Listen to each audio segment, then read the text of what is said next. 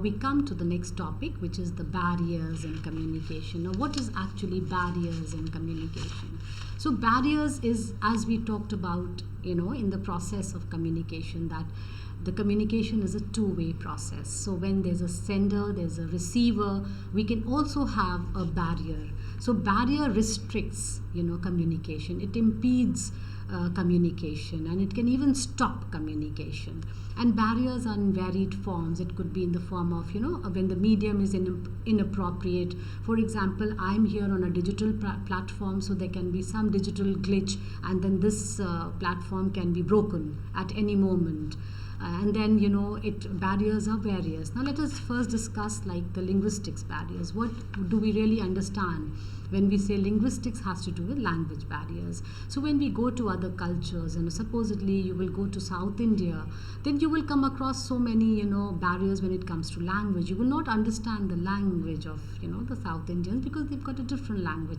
Sometimes here in Lucknow, we have local dialects, so we might not even understand even the Hindi has local color to it. And so it's a mixed pidgin Hindi that we are speaking. It's a mixed Hindi, so obviously we might not understand. Sometimes the accent might be such that we do not understand people. And sometimes people use very difficult language. Jargons are being used, and some phrasal words which are very difficult to understand, or some foreign phrases also we use. So linguistics barriers are very perpetual, and it's happening almost, and it brings about language differences, linguistic differences between two people. And then we have physical barriers. Now, what is physical barriers? Could be in the form of noise or echo or any faulty equipments, that can bring about any kind of physical and incomplete communication. Then we have physiological barriers. Now, what is physiological barriers? It could be, due to certain health conditions. It could be due to any emotional state that we are in. Probably we are feeling very low, so we are not we are in a very pensive state of being. And sometimes people have, or those who are suffering from dyslexia, is like a learning disorder, that involves difficulty in reading and obviously identifying speech sounds.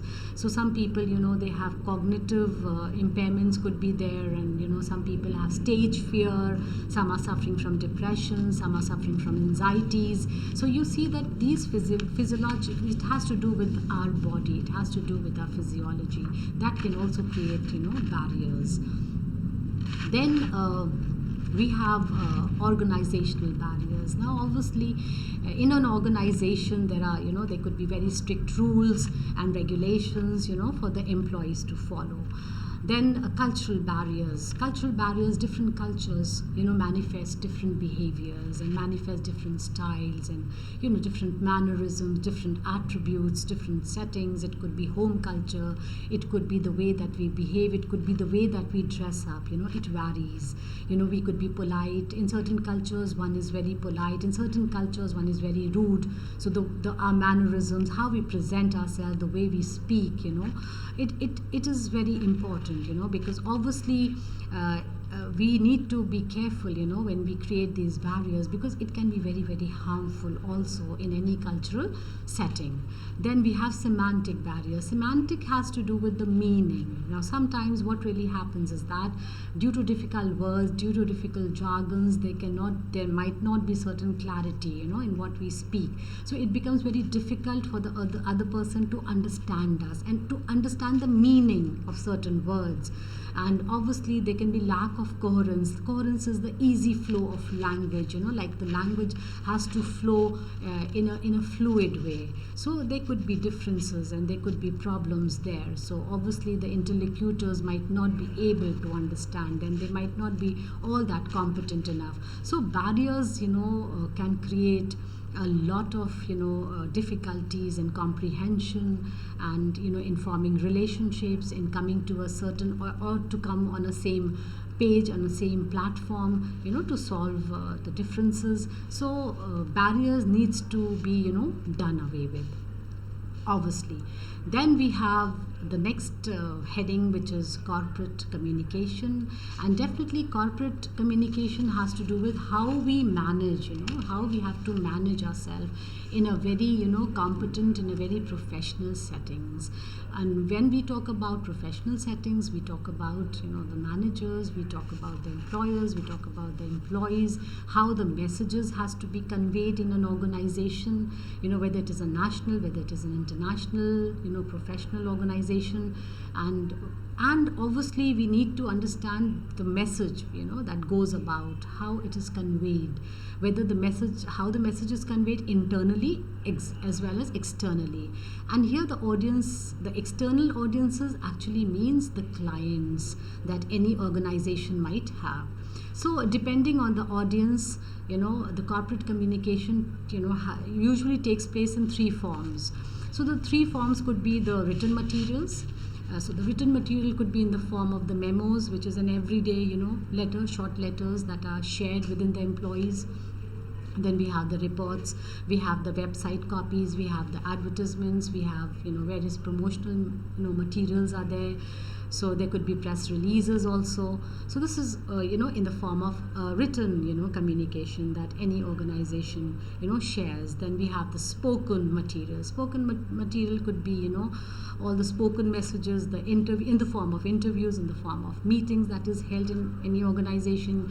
It could be the video conferencing. It could be any press conferences, that can take place in an organization. And lastly, we can have the non-verbal communication, which is again, a part which goes hand in hand with verbal communication. It could be in the form of photographs, it could be in the form of illustrations, has to do with images and pictures, and infographics has to do with, when there's a visual representation of any information. And it could be in the form of charts, it could be in the form of diagrams.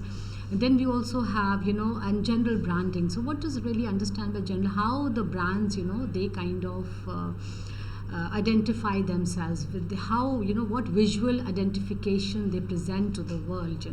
That is important, like in the form of logos, in the form of the color palettes that they use, the typography that they've used, like the appearance of the the printed matter, how that is being used, and how they are being arranged to make it look so appealing to the clients.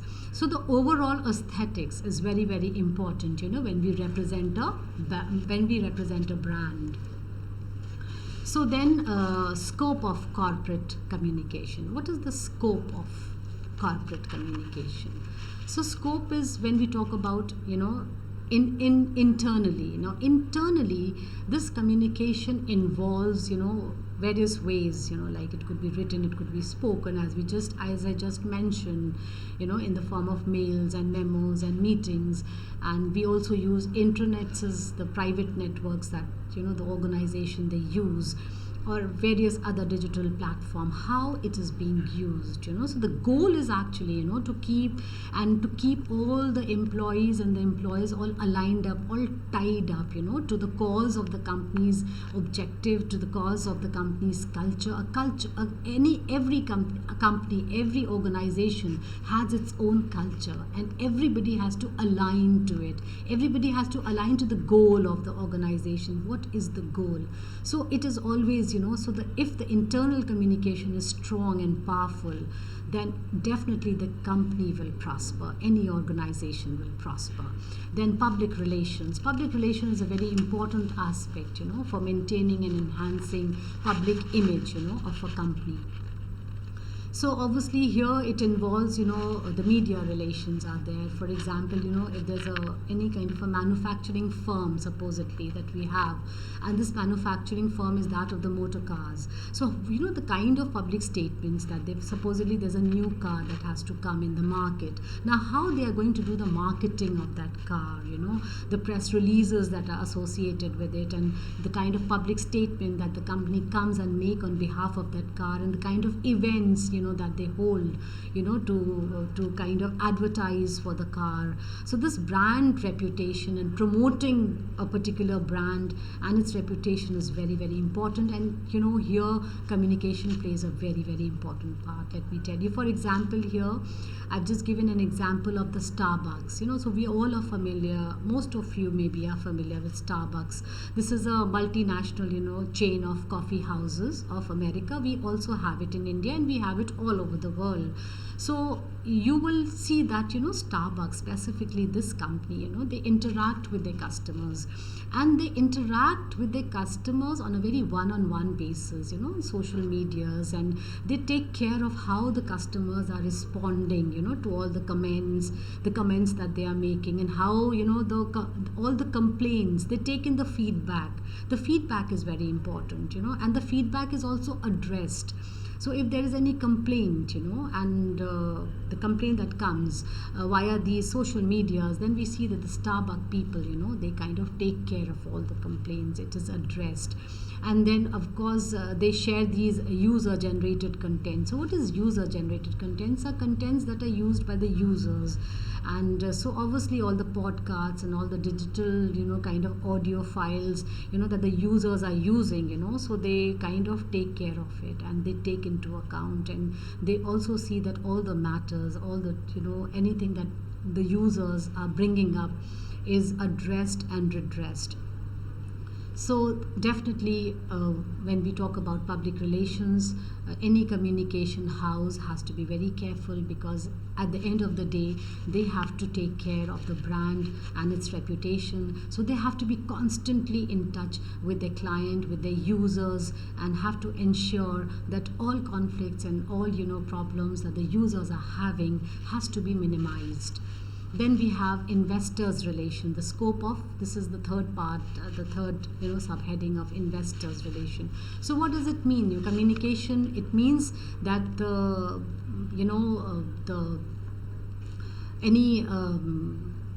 any company, any corporation, big international houses, how they communicate with their shareholders, how they communicate with their investors, because obviously they have invested a large sum of money, in such organizations. So they have to be, regularly up with all the financial statements. They are answerable, or any organization is answerable to their shareholders. They are answerable to their investors.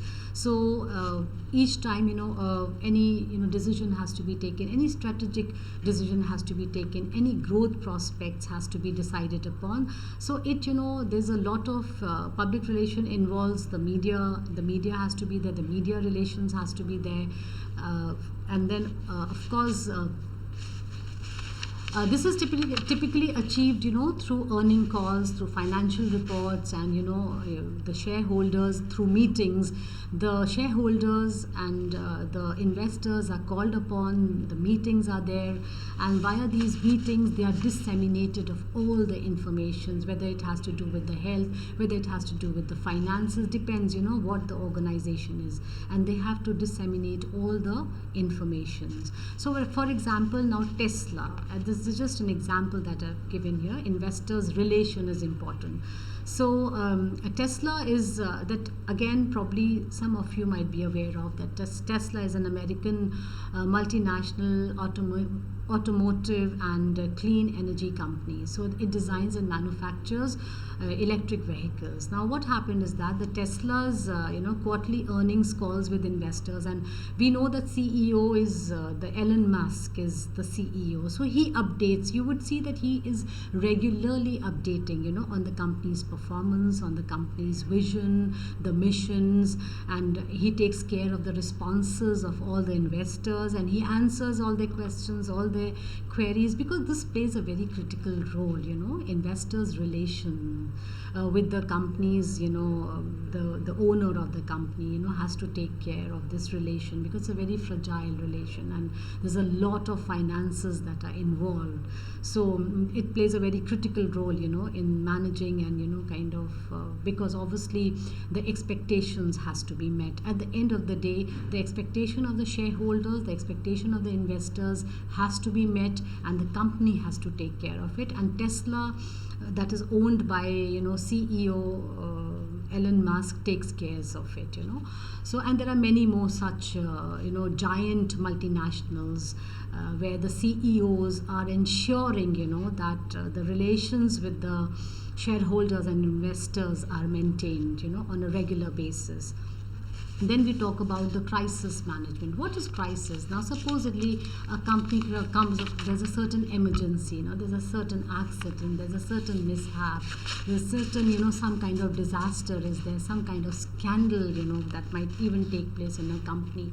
So obviously the goal here is to control the narrative. The narrative, there could be so many narratives that can go around, It could be false, it could be true. So the company's reputation usually is at stake here, so that so the trust has to be maintained. So it is the duty of the in charges and the heads and the managers to control the situation via communication. So here again we see that communication is very, very important. Now, for example, Nike, this is, we all are familiar that Nike is an American footwear apparel corporation, and it is the largest kind of supplier of athletic shoes and apparels. So Nike, actually in 1990, Nike had faced a very severe backlash or negative reactions from various clients and people, and there was a report of the child labor and poor consumer. There was consumers had also lost faith in the company because of some child labor issues. So see, it is very important that the business houses have to regulate themselves, and they have to ensure that the activities impact society by and large. So what Nike actually did is that they started with the CSR policies. CSR is corporate social responsibility section that they started with. So because that has to do with the human rights, and that has to do with social economic considerations for the people. So obviously then they kind of came up with very strict labor standards, and they kind of regulated and audited there was a regular audit of the supplies, and then Nike, the company itself became very transparent, to all, and it started publishing reports on its, various labor, policies, and, how the laborers are being treated and how they are being compensated, all the working conditions, all the rights, they came up with it, and they kind of also they ensured, that all the problems are addressed and all the issues are addressed. So you see that communication is so important, and how it manages any crisis that can befall upon any organization. Then marketing communication. Now see, marketing communication here, it actually involves customers and the markets. We have the clients and we have the markets, and so this is done through advertisements. It could also done through social media, where is the products being launched, and the customer services and the brand storytelling is also important. How storytelling has to do with the campaigns, the companies that they come up with, when they have to do they have to do very powerful marketing for their products. And so obviously this is an important part, and they convey certain effects on the consumers. And because of course the consumers are very, very important in for any organization, and so they come up with very inspiring stories to motivate the audience. So the objective here is to build a very strong customer relations and to promote the products. So like for example, Airbnb, so Airbnb had they use the data analytics and to run a targeted, they have a very targeted audience, who always, regularly, visits them, and they put up, with these Airbnb, resting places all over the world. So they come up with such campaigns, which are very, user friendly, and they know how to reach out to their potential, customers that they have, formed over the years. And obviously they know it through the behaviors and the travel preferences. So Airbnb, they produce a very high quality content, and they have these travel guides are there, and they use, and user stories is what they use to tell the other users, to come back to them, and they attract and they engage the audience in a certain way, So this, how you communicate to the audience, how you communicate to the client is very, very important. And of course, Now we come down, so that is all when we talk about the scope of corporate communication. So the last is the importance. Now what is the importance of corporate communication? Corporate communication helps because it maintains brand identity. Brand identity in the sense that it helps to shape the perception and impression of the organization, that too in the minds of the people. Actually perception has to do with the power to see what the ordinary mind cannot. So obviously these brands, they know exactly what is there in the mind of the clients, what is there in the minds of the buyers, and because they have insights, they have perceptions, and they have to generate a goodwill of their organization. At the end of the day, it is the goodwill that they have to kind of generate. So obviously when they have to build and maintain brand identity, it also helps to differentiate the organizations, and because they know who are their competitors and who are their loyal customers. So they have to establish a base, they have to know exactly, and then they have to reach out to them in a similar way. So a good reputation of any brand, because every brand would want its identity, would want to kind of maintain its identity, and the identity has to be maintained via credibility, via trust, via goodwill, via loyalty. So there are so many factors. So obviously communication is, again, we can say, is very, very important here. Then whenever there's a crisis, corporate management always handles all the crises, all the changes that may affect any organization. So and of course there's always a product recall.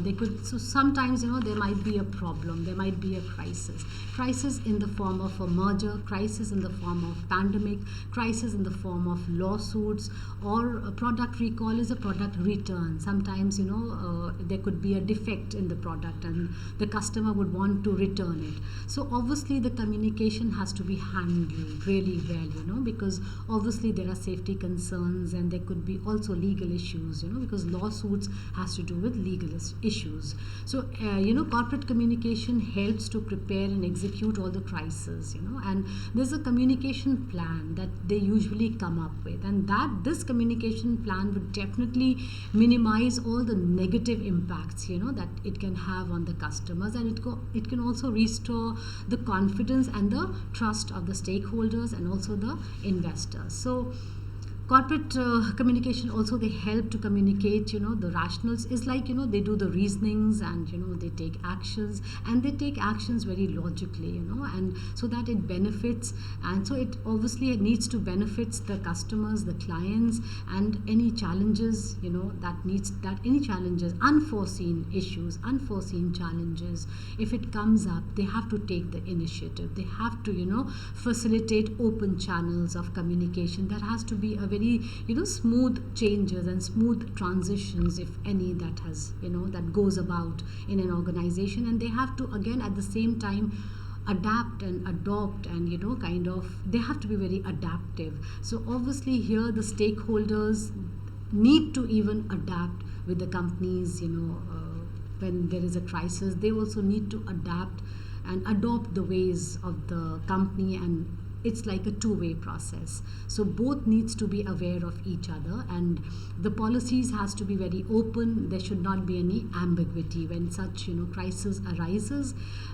Everything has to be very open, it has to be clear, and it has to be dealt with a lot of reasonings, with a lot of logics, and in a very careful way. The company has to tailor and plan and to minimize any crisis that comes up.